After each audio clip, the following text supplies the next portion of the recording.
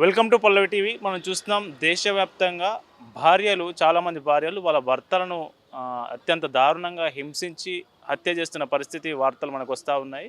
ఈ భార్యలు ఎందుకు చేస్తున్నారు, అట్లా చేయాల్సిన అవసరం ఎందుకు వస్తూ ఉంది, ఈ భర్తలు చనిపోతున్న పరిస్థితి ఆందోళన కలిగిస్తున్న నేపథ్యంలో మనతో పాటు ఇవాళ గెస్ట్ ఉన్నారు.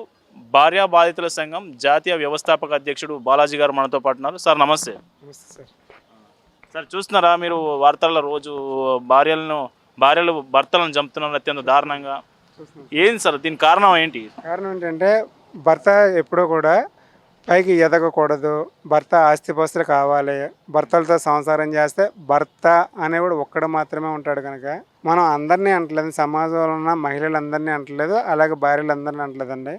కొంతమంది ఏంటంటే అక్రమ సంబంధం పెట్టుకొని కేవలం వాళ్ళ ఆస్తుల గురించి వాళ్ళు ఆ అక్రమ సంబంధాలు పెట్టుకోవడానికి కూడా కారణం ఏంటంటే కొంతమంది బావగారులు కావచ్చు, లేకపోతే మరుదులు కావచ్చు. వాళ్ళు ఏంటంటే నీకు ఆస్తి వస్తుందమ్మా, మీకు 20 లక్షలు 30 లక్షలు ఆస్తి ఇస్తాం, మీరు ఈ విధంగా చెయ్యండి అని ఎంకరేజ్మెంట్ చేసేవాళ్ళు కూడా చాలామంది ఉన్నారండి. ఈ అక్రమ సంబంధాలు పెట్టుకోవడానికి కారణం కూడా కొంతమంది అన్నదమ్ముల అక్క చెల్లెలు కూడా సపోర్ట్ చేసి వాళ్ళకి కొంచెం గైడెన్స్ ఇస్తున్నారండి. అలాగే కొన్ని మహిళా సంఘాలు ఉన్నాయి, కొన్ని కౌన్సిలింగ్ సెంటర్లు ఉన్నాయండి. ఇప్పుడు భర్త వెళ్ళి వామో వాయో నా భార్య ఇలా చేస్తుంది అలా చేస్తుంది అంటే చాలామంది హేళనగా మాట్లాడుతున్నారండి. పోలీస్ స్టేషన్లో అయితే కేసులు కూడా తీసుకోవట్లేదండి.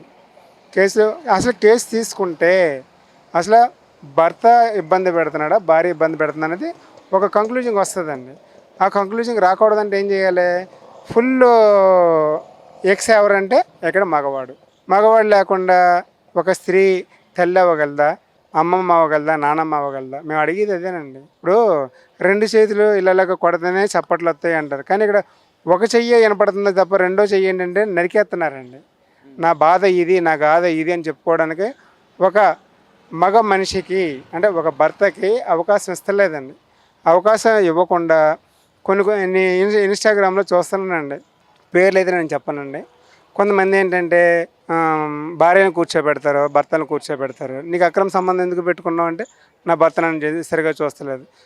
సరిగా చూడాలంటే భర్త ఏం చేయాలి? కంప్లీట్గా బిజినెస్లు మానేయాలి, వ్యాపారాలు మానేయాలి, తర్వాత చేసే ఉద్యోగాలు మానేయాలి, అన్నీ మానేసి ఆమె దగ్గర కూర్చుంటే హ్యాపీగా ఇంకా తిండి తప్పులు అవసరం లేదు. తిండి తప్పులు కావాలంటే సంపాదించుకోవాలి, నీకు సంపాదన అవసరం లేదు. ఏంటంటే ఈ అక్రమ సంబంధాలు పెట్టుకోవడానికి ముఖ్య కారణం ఏంటంటే భర్తలు ఖాళీ ఎలాగుంటారు, పొద్దునుంచి సాయంకాలం దాకా గొడ్డులాగా కష్టపడితేనే ఇంట్లో భార్య పిల్లలనే అంటే అనుకున్న రీతిలో కాకపోయినా ఏదో మన పోషణ మనకు వెళ్తుంది, మన భార్య పిల్లల్ని మనం చూసుకోగలమని ఒక దమ్ము ధైర్యం ఉంటుంది. ఆ దమ్ము ధైర్యం ఏం చేస్తున్నారు? కట్ చేసేస్తున్నారండి. ఈ కట్ చేయడానికి కూడా కొన్ని చట్టాలు ఉండడం వలన భార్యలకి బాగా ఎక్స్పోజింగ్ అవుతుంది. తర్వాత 498 MCDVC అనేది మేము MCDVC అనేది పర్మనెంట్గా చట్టం నుంచి తీసేయమంటున్నామండి. ఒక మగవాడికి 498 పెట్టిన తర్వాత ఆడికి బతికే లేదండి. ఆడు బతికే ఇంకా మాకన్నా అదే ఈ భార్య బాధితులు 498 MC పెట్టినప్పుడు ఇంకా మాకన్నా భిక్షగాళ్ళు నయమండి. మాకు ఒక బొచ్చు ఉంది అడుక్కోవడానికి అని చెప్పడానికండి, కానీ మాకు అది కూడా ఉండలేదండి. ఈ 498 MCDVCని అడ్డు పెట్టుకుని కొంతమంది అన్నదమ్ములు అక్క చెల్లెలు ఏం చేస్తారు? కంప్లీట్గా తల్లిదండ్రులు చూడరు, తల్లిదండ్రుల బాధ్యత అంతా కూడా భార్య బాధ్యత చెప్తారు. నువ్వు మరి చూడాలి కదా అని అంటే నేను ఎందుకు చూస్తా? నువ్వు ఖాళీగా ఉన్నావు కదా, నీకు భార్య పిల్లలు లేరు, కానీ 498 ఉంది, MC ఉంది, DVC ఉంది అని చెప్పి అట్లా అడ్డు పెట్టుకుని కొంతమంది ఈ భార్య బాధ్యతలు అడ్డం పెట్టుకుని తల్లిదండ్రులు చేతబడి చేసి చంపేస్తున్నారు. ఎందుకు? కేవలం ఆస్తుల గురించి. అదే ఈ తల్లిదండ్రులు చంపేసిన తర్వాత ఆ భార్య బాధ్యతల మీద టార్గెట్. అలాగే నా అన్న ఉన్నాడండి, అటు ఇక్కడ కరాటే గోపాల్ రెడ్డి అంటే బాగా ఫేమస్, చేతబడిలో నెంబర్ 1 అనమాట. ఆయన మించిన లేడు చేతబడిలో. నేను ప్రతి స్టేట్మెంట్లో కూడా చెప్తున్నాను. మొన్న ఇక్కడ ర్యాలీ పెట్టాను, ర్యాలీలో కూడా అతని పేరు మార్చాను, చేతబడిలో కరాటే గోపాల్ రెడ్డి అని పెట్టామండి.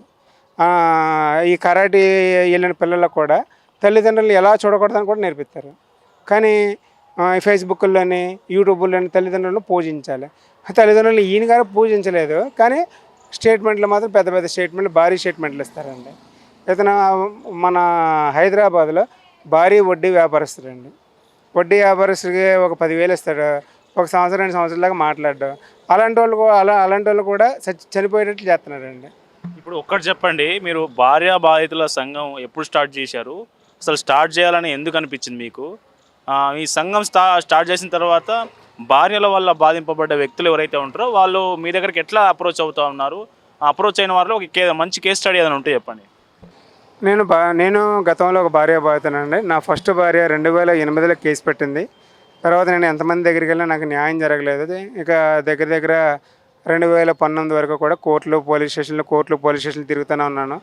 ఆ సమయంలో ఏంటి అసలు నేను ఒక్కడినే ఇలా బాధపడుతున్నాను, లేకపోతే ఇలాగ ఎంతమంది బాధపడుతున్నారో చూద్దామని చెప్పి ఇక కోర్టు పోలీస్ స్టేషన్ స్టడీ చేస్తే పెట్టిన తర్వాత కొంతమంది నాకు ఎంకరేజ్మెంట్ చేశారు. అండ్ అందరికీ సంఘాలు ఉన్నాయి, మనం కూడా సంఘం పెట్టుకుంటే బాగుంటుంది కదా అని కొంతమంది ప్లానింగ్ ఇచ్చారన్నమాట. ఇచ్చినప్పుడు సరే మనకు కూడా పెట్టుకోవడం బెటర్ కదా అని చెప్పి అప్పుడు ఆలోచించి వేరే పేర్లు పెడితే మనకి సమాజంలో అంటే ఒక అవగాహన రాదు జనాలకి. భార్య బాధితుల సంఘం అనేది కరెక్ట్ అని ఈ పేరు సెలెక్ట్ చేసి పెట్టడం జరిగిందండి. ఈ పేరు పెట్టేమని చాలామంది కూడా, ఈ పేరు మార్చమని చాలామంది కూడా అడిగారు, కానీ మేమైతే మార్చదలుచుకోలేదండి.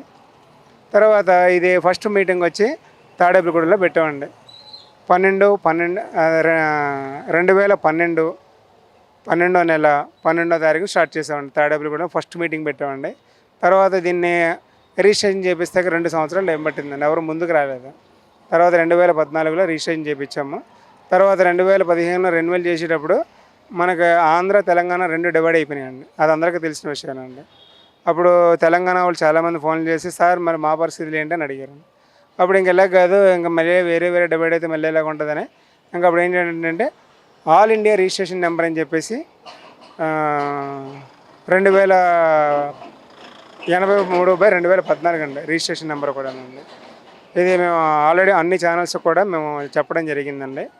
తర్వాత ఏంటంటే ఈ భార్యలు పెట్టే ఇబ్బందుల గురించి ఎవరో కూడా మానసికంగా, శారీరకంగా, ఆర్థికంగా ఇంకా ఎన్నో రకాలుగా నష్టపోతున్నారు భర్తలండి. కనీసం తిండి తిందామన్నా తినలేని పరిస్థితిలో ఉన్నారండి. మెయింటెనెన్స్ అడుగుతున్నారు. అసలు మెయింటెనెన్స్ ఎలాగ ఇవ్వగలండి? ఇప్పుడు ఒక భర్త ఆడే రోడ్ల మీద ఉద్యోగాలు లేక ఎన్నో రకరకాల ఇబ్బందులు పడుతూ కోర్టులోనేమో ఆర్డర్లు ఇస్తున్నారండి. అందుకే మేము ఏంటంటే ఇప్పుడు భార్యకి కాళ్ళు చేతులు అన్నీ బాగానే ఉన్నాయి. ఎక్కడికి వెళ్ళినా సరే ఫస్ట్ ఏంటంటే మహిళకే ఛాన్స్. మరి అంత మహిళలకు ఛాన్స్ ఇచ్చేటప్పుడు అసలు మాకైతే ఎక్కడ కూడా భర్తలకు ఎక్కడ కూడా అవకాశం రానప్పుడు మేము మెయింటెనెన్స్ ఎందుకు ఇవ్వాలి అని అడుగుతున్నామండి. ఫస్ట్ ఆఫ్ ఆల్ అందుకనే మేము గవర్నమెంట్కి, పార్లమెంట్కి, చట్టసభలో కూడా ఒకటే చెప్తున్నామండి. మేము మెయింటెనెన్స్ ఇచ్చే స్థితిలో లేం కనుక మెయింటెనెన్స్ అనేది పర్మనెంట్గా తీసేయమంటున్నామండి. డీవీసీ మెయింటెనెన్స్ అనేది పర్మనెంట్గా తీసేసేయండి. 498 అయితే మాత్రం పెట్టుకోమంటున్నామండి. పెట్టుకుని సంవత్సరం లోపు కేసు అటా ఇటు చేసేసేయండి. ఒకవేళ అవ్వని పక్షంలో సంవత్సరం దాటిన తర్వాత కోర్టు నుండి విడాకులు మంజూరు చేసి రెండో వివాహానికి అనుమతి అడుగుతున్నామండి.